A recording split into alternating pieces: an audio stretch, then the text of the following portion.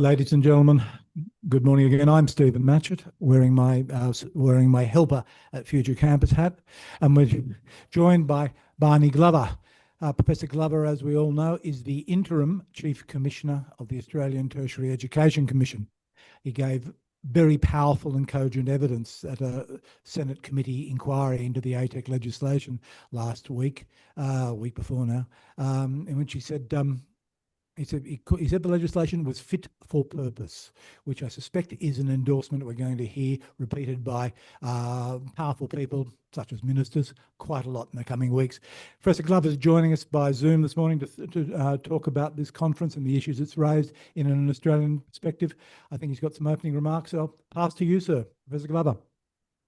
Thanks, Stephen and Tim. And first of all, if I could recognise that I'm on the lands of the Gadigal people of the Eora Nation here in Sydney, and I'd like to acknowledge their elders past and present, and acknowledge and particularly welcome anyone of Aboriginal or Torres Strait Islander descent who's online or in the room with you today. So, Stephen, the way I'm looking at it, I'm speaking to you personally, so it's a very one-on-one conversation. I'm pretty sure there might be others beyond that. I also wanted to acknowledge at the weekend, very sadly, Emeritus Professor Marianne bin Salek passed away, a great Australian, a wonderful Indigenous woman, a real pioneer of higher education in this country. So very sad at Marianne's passing. So thank you for the opportunity to say a few words. What I thought I would do is quickly give a bit of an update on what's happening at the Interim ATEC. This is a busy week ahead, as we all know, the highlight being Future Campus. I should congratulate Future Campus. I enjoy reading it, and I think it makes a great contribution. Coming off the back of Campus Morning Mail, Stephen, you did so well for so long, well respected by all of us in the sector. So I really do appreciate that Future Campus has picked that up and taken it even further. I think it's a really important way of keeping us all informed about critical issues in higher education. So thank you for doing that, and hopefully can grow in future. We have the UA conference, the conference dinner, a range of important things this week. So busy week for all of us. So a bit of an update, then I'd be happy, Tim and Stephen, to answer any questions you might have, or those with you. The legislation, first of all, I guess that's one of the things the Interim ATEC has been working on under Mary's leadership over the 6 months that ended at the end of last year, and I'm continuing with Larissa was with us, Larissa Brent last year, and now we have Tom Calmer and Fiona Nash advising the Interim ATEC in relation to that as we take it to the next stage. The Senate inquiry report appears later this week. The Senate reconvenes next week, no doubt, to continue the discussion and debate around the bill. Look forward to that, look forward to the way the bill will be received and anything that might come from the Senate inquiry. Subsequent to that, of course, there are a range of changes needed to the Higher Education Support Act to enable a lot of the managed growth funding arrangements and the needs-based funding arrangements, which are all in transition this year, to be put into full effect. That legislation will come before the House later in the year, I hope by the middle of the year. Certainly will be a responsibility of the full ATEC when the Chief Commissioner and the other commissioners are appointed, I hope, to take over from the Interim Commission in the not too distant future. I won't go through the details of what I believe managed growth funding and needs-based funding will deliver to the sector. I think it's an important injection of additional fully funded places, but I will say that one of the key priorities of the Accord under Mary's leadership was to deliver a set of recommendations that would, if accepted by government, move us from the marginally funded demand-driven system that we've had in Australia since the Birmingham reforms were unsuccessful, and we moved to a maximum-based grant amount to fund the core of higher education, but then above that, relying on student contributions through income contingent loans. This was seen by the Accord panel to be an unsustainable way of funding growth in higher education into the future, given all of the very significant challenges we had to meet an attainment target of 80% of the working age population having tertiary qualifications by 2050, and the strong drive from Jobs and Skills Australia, which I switched that hat on for a moment, that indicates more than 90% of all jobs in the future will require post-secondary education qualifications. So there is a huge need to uplift the level of attainment in our working age population over the next 20 years. And we certainly need to do that in a properly funded, sustainable system. And the Accord made those recommendations. I commend the government for the way they've been responding to it. And I look forward to the way the legislation will move through both ATEC legislation, I hope, and also then subsequently the HESA legislation. But managed growth funding, needs-based funding are at the core of the new funding arrangements. We are working on a number of things at the Interim ATEC, Stephen, just so you're aware of it at the moment. We're doing some work on costing and pricing. Much debate in the Senate committee about the way in which the ATEC, the Interim ATEC and the full ATEC should respond to the challenges of the JRG reforms. Much discussion about that. It was a key feature of the Accord to recommend that needed to be addressed. We're working on a very fundamental part of addressing that, which is costing and advice to government on pricing.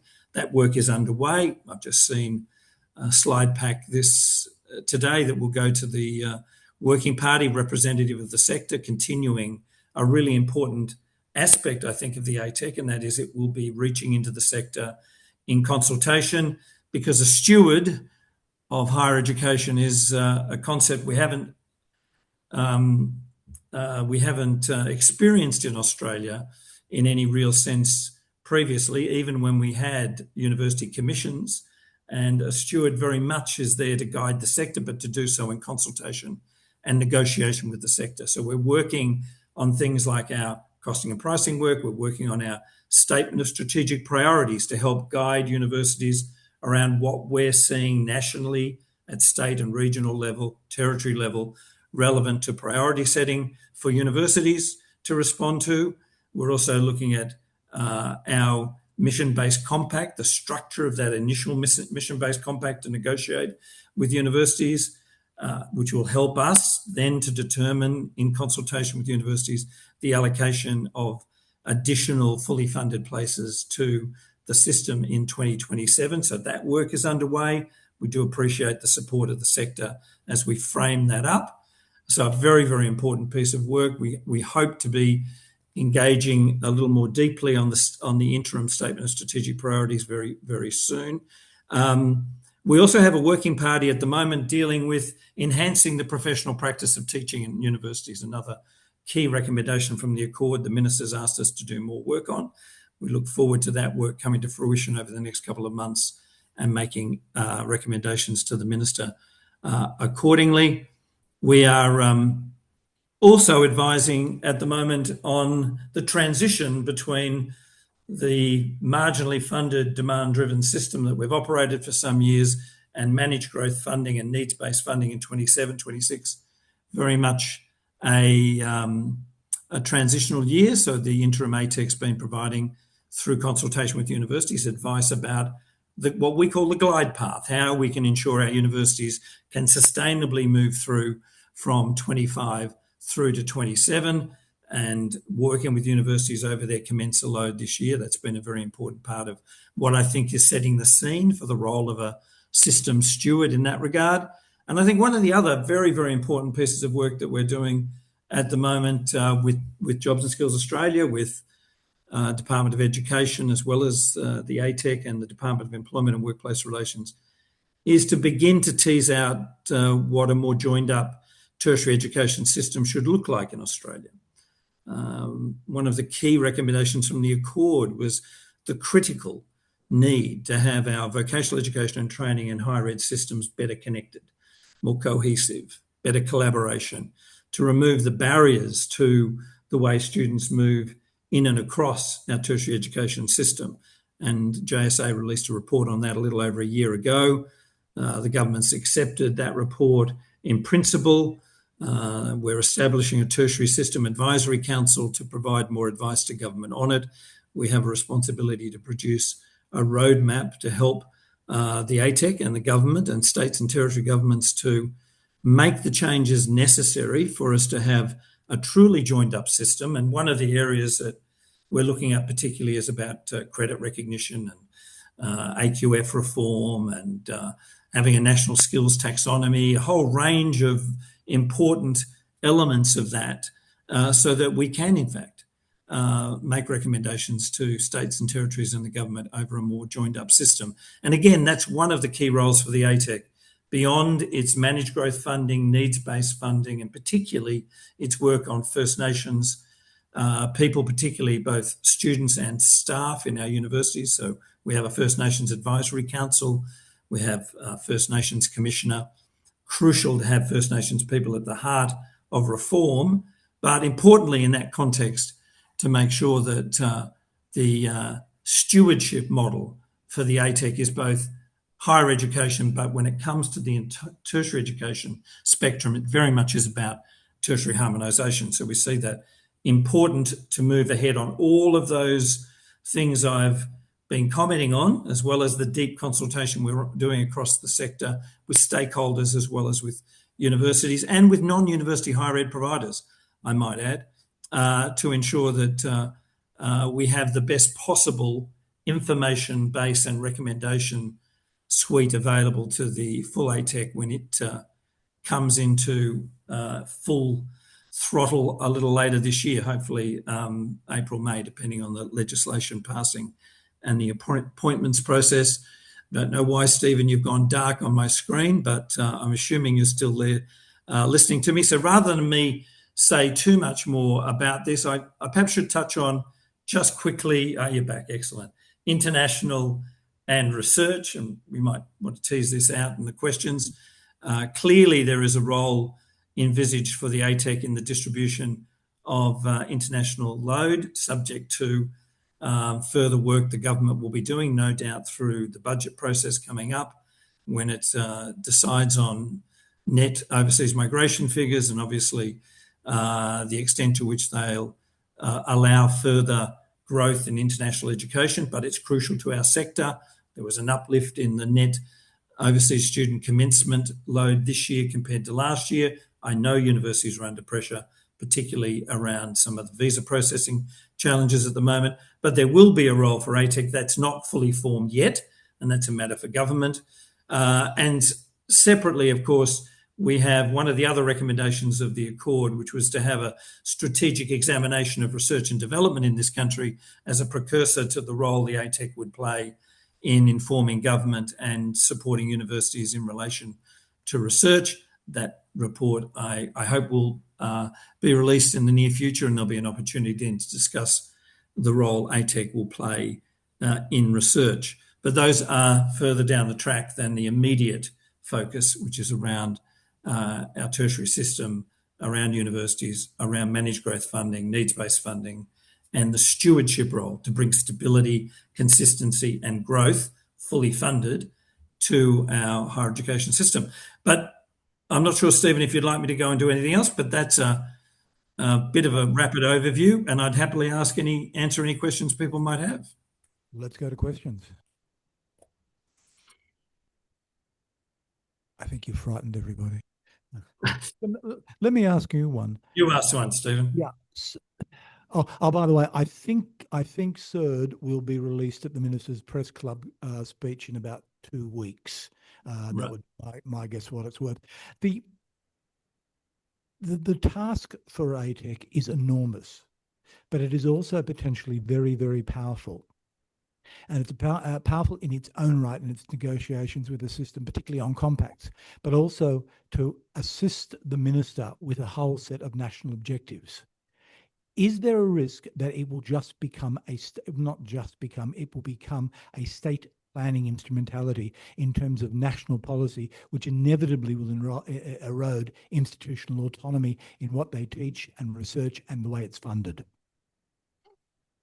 Well, not surprisingly, I don't necessarily accept the premise of the question, Stephen, that that's inevitable. I think it's very important that universities respond to national priorities. I think that's always been the case. I think at the moment we have AUKUS places in universities as a response to a national priority around nuclear science and technology, very appropriate for universities to respond to that. Not all universities need to respond to that particular national priority. I think one of the advantages of having an ATEC when it comes to matters of national priority, or for that matter, state, territory, or regional priority, is to allow a negotiation with universities about which of those priorities universities are in a position to respond to, and in fact, in the context in which they operate, that they can, in fact, make a significant contribution to.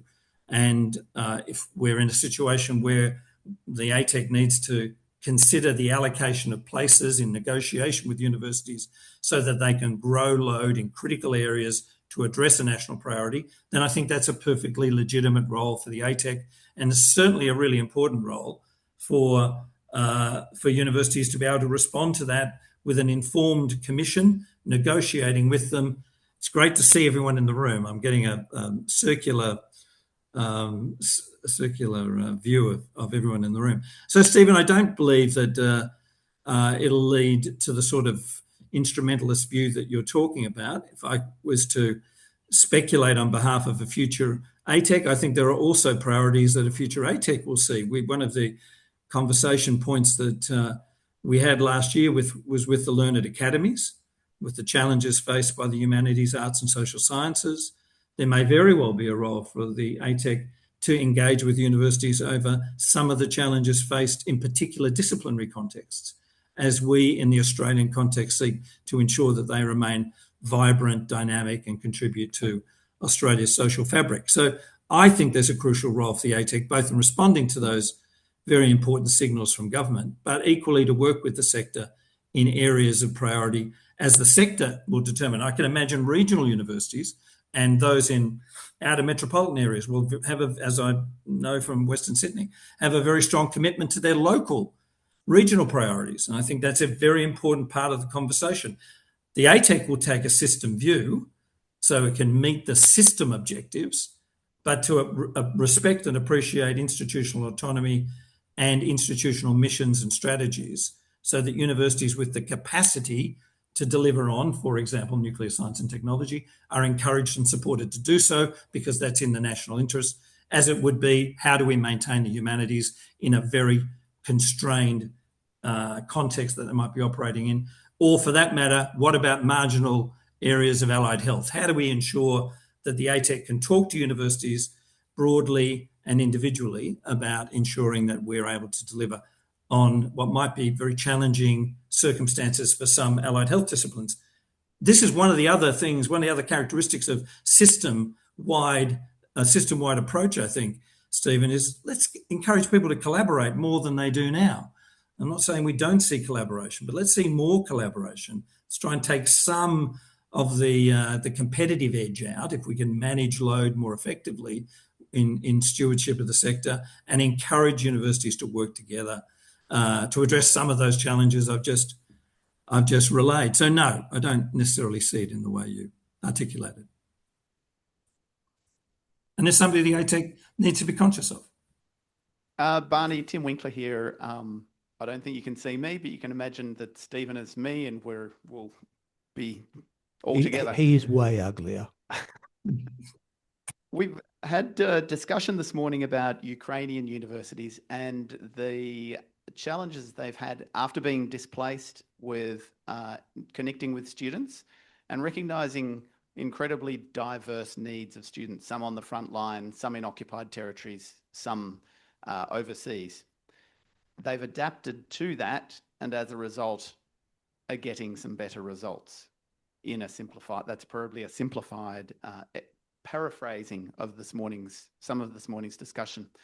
We see the same issue perhaps with different magnitudes of need in Australia, where we have 1 million students not yet in the system, and yet they have diverse needs. How do you think we are going to embrace that and actually address needs rather than build a system and hope they will come? It's a good question, Tim. I should also comment on the Ukrainian context that you referred to and from what I've seen and read. It's quite extraordinary, and I cannot imagine that set of challenges.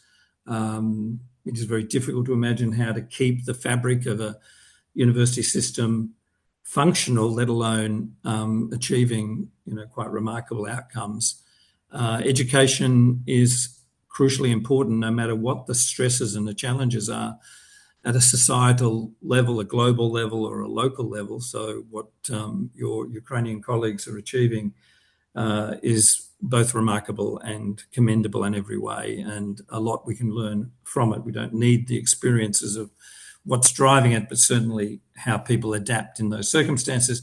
In a much lesser way, I think the way we saw interesting changes during the pandemic in terms of participation. I know when I was a Vice-Chancellor, we were interested to see the way students were able to engage with the massification of online learning when they couldn't get out of their homes, when we were going through lockdowns, when campuses were closed.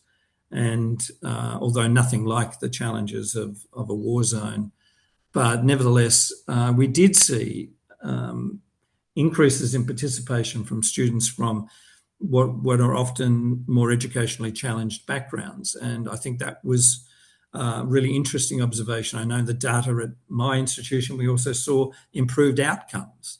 Not hugely so, but improved outcomes. So I think there is something about those challenging circumstances that lead people to education, the critical nature of education in the context of the ebbing and flowing of an economy. When economic circumstances turn down, we see people turn to education in greater numbers. Now, in the context of bringing more people into tertiary education, I think it's a really good point. One of the things I'm very proud about with Jobs and Skills Australia is the work we're doing at the moment on our regional roadmap and consulting with regions about how we can assist in providing comprehensive data to regions about what's happening in those regions in terms of educational opportunities, training opportunities, what's happening with industry, what's happening around the labour market characteristics. But some of the really challenging data in regional Australia relate to very low levels of tertiary participation by young people, crucially a challenge, much lower levels than metropolitan Australia, and 1 in 6 young people not in employment, education or training in regional Australia, 1 in 10 in the metropolitan area. So part of the challenge for state and territory governments in the Commonwealth and ATEC with universities, but it's broader than that, is to uplift aspiration for tertiary education with so many young people right across Australia. Regional study hubs, I think, are from everything I've seen of the data and the anecdotal information, they're turning out to be remarkably successful at bringing people in regional and remote Australia closer to tertiary education. So there's a lot we need to do about a whole range of outreach programs to support pathways to tertiary education. And that's not just pathways to university, I might add, it's pathways to tertiary education. Our TAFEs and our vet providers are often a better, safer pathway for many students from an equity background into tertiary education than higher ed.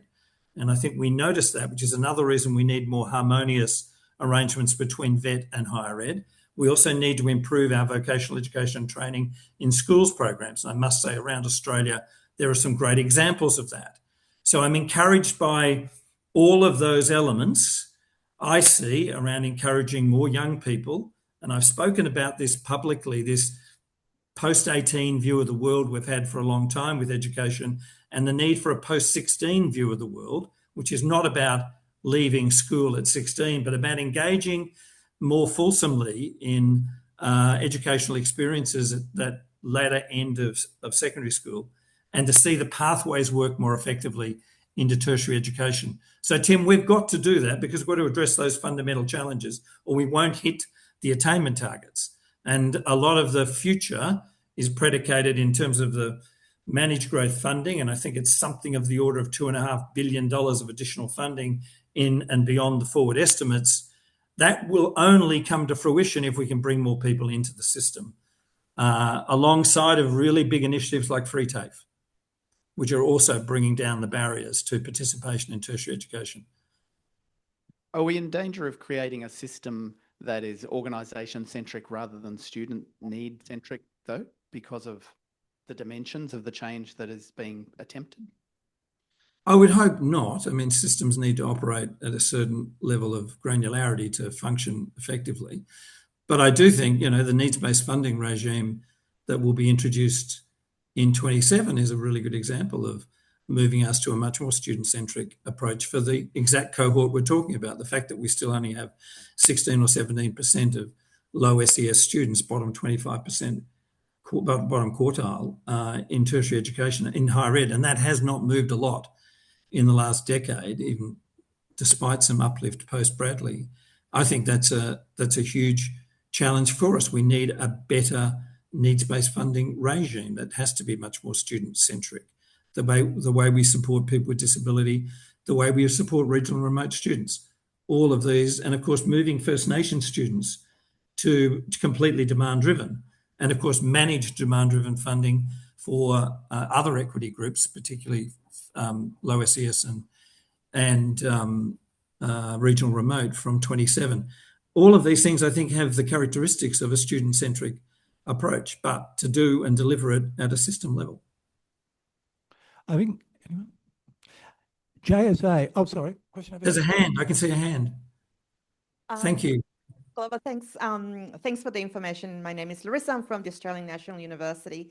I guess the question for me is, I work in the student equity space, so really enlightened to sort of hear in terms of the work that hopefully needs-based funding and outreach support will continue to do. But what is the connection that we're doing also with the school and with the education departments? Because I think we actually do need to be doing that transition a lot earlier. And I think while outreach programs are essential in terms of this work, some of that work actually needs to happen within the school system. So what is the connection that through ATEC, given that we're doing a little bit of thinking in terms of vet and higher ed, I still think that we're missing that really important piece to really support that strong transition, because it's all great to get them into higher education. We also want them to stay and to be successful. No, it's a really good question, a really good point you're making. And I think one of the challenges for the sector, notwithstanding the focus of the government's investment in the future, has been around managed growth funding, fully funded, places for growth places for higher education, and needs-based funding at the student level in a much more comprehensive way. And again, it's uncapped. It just depends on the number of equity students in the system, and First Nation students being demand-driven. All of that very commendable, and I think it's a huge opportunity for the sector. But there'll be less funding for outreach than we've had in the past. So HEP has gone through a range of changes under the JRG reforms, and now, of course, changing again as we move into the managed growth funding scheme. That's going to put more pressure on universities for their outreach to schools. So we're looking forward to working with them through mission-based compacts about just how they're doing that, how important it is to them. But they're not alone in doing that either. I think for all the reasons I mentioned before, I'm seeing a lot of state and territory governments beginning to think really carefully about careers advice, about vet in schools programs, about pathway programs, and how we don't allow people to fall through the cracks, particularly in regional Australia. But it's a very good question, and it's one I think as a sector we need to continue to have some deep discussions about. How do we reach into schools? How do we keep encouraging young people to aspire to university? There was an OECD study released earlier, it was last year now, but only a few months ago, pretty compelling reflection on some of their PISA data on the 15-year-olds and their aspirations to tertiary education. Pretty damning on a whole range of OECD countries, including Australia. Question, perhaps the first question you've ever got from a Ukrainian academic, Professor Lyman. First of all, thanks for this presentation. I am from Ukraine, from Berdyansk Pedagogical University, but at the same time, for many years, I was head of Humanitarian Council of Quality Assurance Association of Ukraine, which is responsible for accreditation of all humanitarian specialties. It's really interesting for me to get to know Australian context and to compare. You have mentioned challenges in humanities or crisis in humanities. What does it mean in Australian context? Thank you. First of all, congratulations on the work you're doing. It's a privilege to have an opportunity to respond to a question from you. So please, I know you will, but keep up the enormous work you're doing. In the Australian context, of course, what I was referring to, of course, is the widespread discussion over the current funding regime in Australia that still operates what's called the Jobs Ready Graduates Program, which created a situation where student contributions through income contingent loans for students, particularly in humanities, arts and social sciences, are much higher as a proportion of total funding than they are in other disciplines. And that's creating serious concerns about whether that is, in fact, driving a very negative view of the humanities to many students, and they're not enrolling.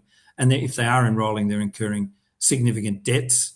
And that is a concern. The government's responded by reducing overall debt in recent times with a 20% debt reduction. But that continues to be a concern to the sector, concern to many students, and increasingly a concern that we are not attracting students into the humanities, arts and social sciences that we need to as a nation for the contribution that the humanities makes to our society more broadly. And I might add, and this may sound an interesting connection to make, but in an era in which artificial intelligence and generative AI is going to be very dominant in our labour market and in our economy, we need the humanities more than ever, because many of the skills and the cognitive skills that we need in those people who are supporting our policy frameworks and our decision making and the way in which we engage with technology, those skills really are fundamental to the humanities. So there's a whole range of reasons why we need to maintain a vibrant humanities, arts, social sciences